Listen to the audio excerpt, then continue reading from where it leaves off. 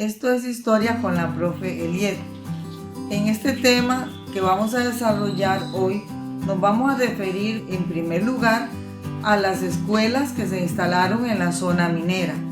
Al llegar numerosos mineros con sus familias a trabajar en las distintas actividades, llegó el momento a principios de siglo que la compañía vio la necesidad urgente de establecer escuelas. Esas escuelas estuvieron especialmente ubicadas cerca de los centros de población, como en Gongolona, en la mina Tres Hermanos y en la Sierra. También hubo escuela en Boston. Esas escuelas albergaban cierta cantidad de niños, especialmente la más grande y que atendía a una población escolar más numerosa fue la Escuela de la Sierra. Ya en 1910 se estableció la Junta de Educación en esa localidad minera. Y curiosamente, el presidente de la Junta de Educación fue nada menos que el administrador en ese momento de la mina, que era Mr. Percy Leroy. Él incluso se vio tan entusiasmado con el trabajo que se iba a realizar en la construcción de la escuela, del local de la escuela, que se comunicó con don Salvador Villa, que en ese momento era el encargado de infraestructura escolar en el Ministerio de Educación. Y gracias a eso, don Salvador hizo todas las gestiones ante el Ministerio de Obras Públicas, que en ese momento solo se llamaba Obras Públicas, para que diseñara el plano de la escuela que se iba a instalar en la sierra. A este respecto, en la Guerra del Oro, don Antonio Castillo se refiere a este aspecto importante, como lo vamos a ver. Dice que en la comunicación que le realizó, le decía que el plano del edificio escolar que se construirá en aquel caserío a expensas exclusivamente de la compañía. Para ello, algunos datos relativos al edificio fueron los siguientes. Primero, se construirá en el centro de 1 hectárea, o sea, era un terreno bastante grande. Segundo, constará de 2 aulas de 6 metros de longitud, 6.50 metros de anchura y 4.25 metros de luz, es decir, del piso al cielo raso. Tendrá una pieza en la parte posterior para habitación de la maestra o maestro y un corredor grande al frente. Las aulas han de ser construidas de tal manera que permitan aumentarlas cuando fuere necesario, con suficientes puertas y ventanas para obtener una conveniente ventilación. Toda será de madera y el techo de zinc, y la compañía va a construir un buen edificio.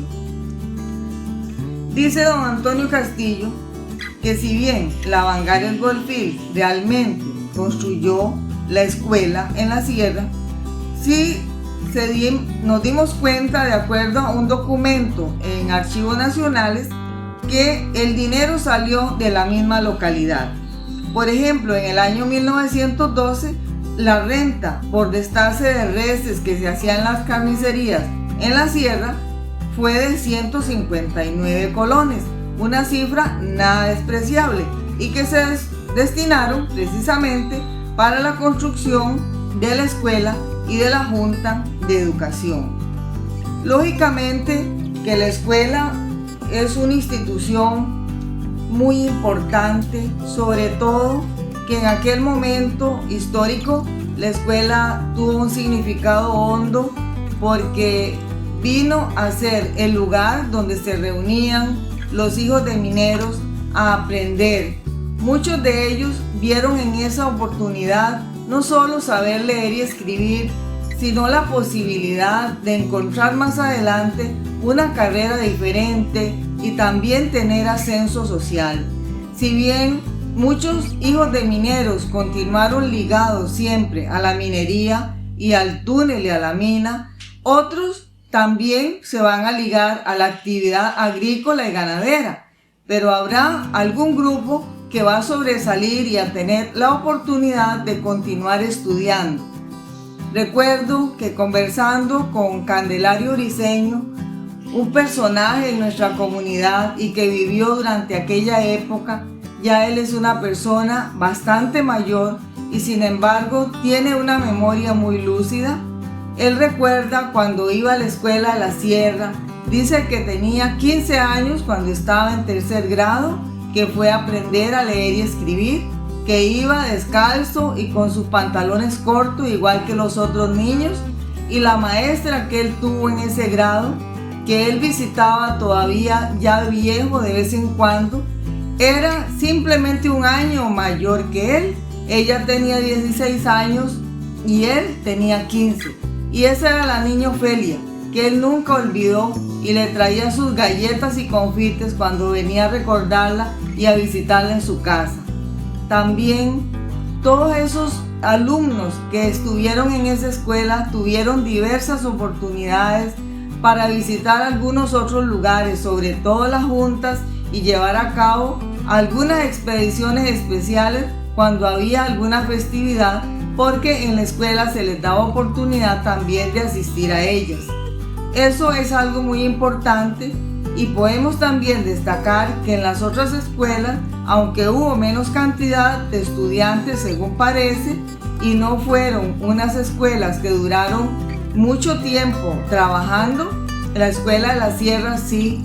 Y yo recuerdo todavía cuando estaba en el corredor de una vieja casa donde yo viví, en la calle, en una calle que está cercana a la que es de tránsito para la sierra, que pasaba por las mañanas y las tardes doña Dora Salazar, acompañada de la niña Elia Fennel, que iban a su querida escuela, iban a pie todos los días.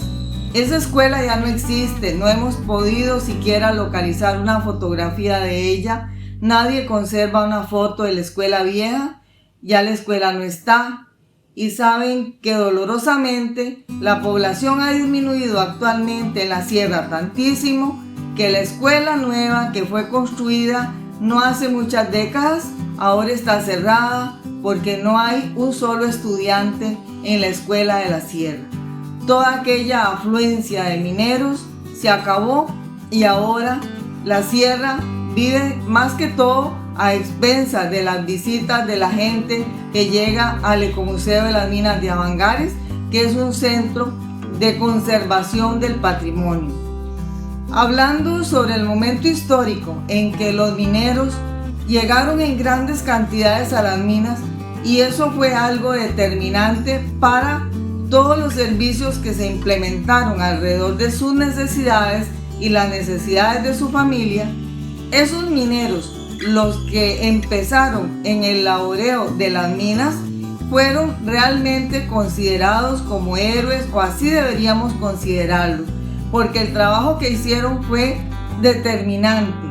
Solamente pensar que en todas esas serranías había que abrir grandes cavidades, túneles y pozos para poder extraer el mineral, era un trabajo demasiado grande, un trabajo peligroso sobre todo, en el que estaba en entredicho y en juego la vida de esas personas. Existen dos tipos de explotación del oro. Uno es por medio del pozo y otro es por medio del túnel. También existe el tajo, pero ese fue menos utilizado en esta explotación minera. El pozo es una cavidad o hueco vertical que cada 38 metros aproximadamente se hacen galerías. Las galerías son túneles que se hacen horizontalmente. Cada uno de esos pozos tenía distintos niveles y en cada nivel había diferentes galerías o diferentes túneles que ir excavando. Según se dice, las personas que realizaban ese trabajo veían todos los días obligadamente cómo ir avanzando de acuerdo a los lineamientos que trazaban los ingenieros de la compañía y los capataces que llevaban a cabo todo el trabajo con ellos. Ahí estaban experimentando algo diferente, porque los túneles fueron realmente grandes, tuvieron varios, hasta 500 metros de profundidad. Algunos de ellos, la boca del túnel salía a otra mina, como por ejemplo fue en la mina Tres Hermanos, en el Pozo General, en el nivel 4. Dice que llegó a hacerse un túnel tan grande que salía a la mina Babilonia. Transitar por él básicamente era para poder expulsar el agua de todos los niveles, porque para eso utilizaban un tipo de bombas que era para extraer el agua, que eran las bombas camarón. Cuando hacían los túneles diseñaban también ventanas. Esas ventanas eran aberturas por medio de las cuales podía ingresar el aire fresco para los túneles que eran húmedos y muy calientes. También más adelante, cuando ya se introduce la electricidad, pues eso va a ser más fácil por medio de bombas que le van a bombear aire fresco hasta los túneles. Ese trabajo fue realmente una empresa muy grande.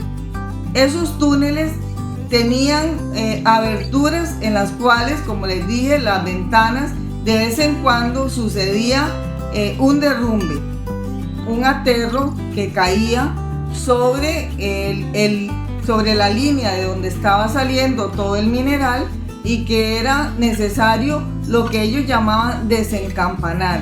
Ese trabajo era muy difícil porque implicaba un grave peligro, ya que había que poner dinamita para poder eliminar todo ese material y que siguiera saliendo todo lo que era el mineral.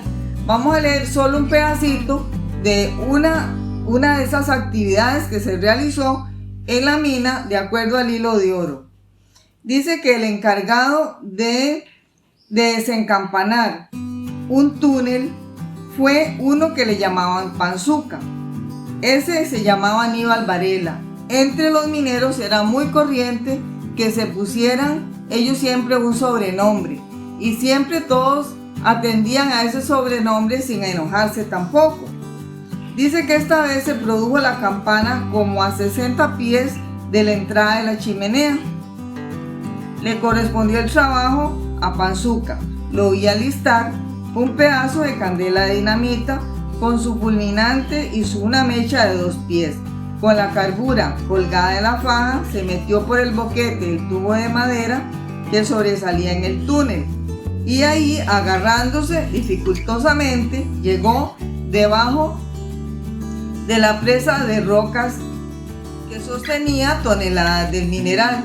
Con la luz de la carbura buscó una grieta e introdujo la carga de dinamita, despacio y con cautela, porque el más leve movimiento de una roca podía bastar para aflojar el mineral que lo arrastraría a una horrible muerte.